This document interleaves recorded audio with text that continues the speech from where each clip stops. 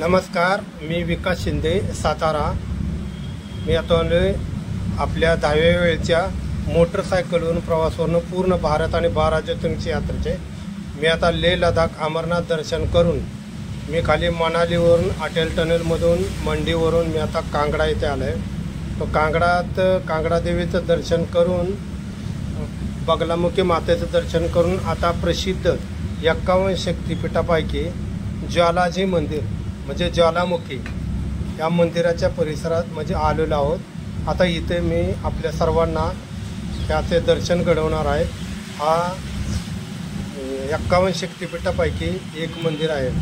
इथं कोई मंदिर वगैरे मूर्ती नाही आहे। इथं कुंडीतून फक्त ज्वाला निघतात आणि तेच मंदिर आणि तेच 51 शक्तिपीठापैकीचं मंदिर आहे। आता इथे इतक्या लांबून लोक येतात। हे इतकं प्रसिद्ध मंदिर आहे आणि हिमाचल प्रदेशात आता आपण इथून चिंतपूर्णा या सिद्धपीठ मंदिरापाशी जाणार आहोत आणि तिथून नंदादीप मंदिर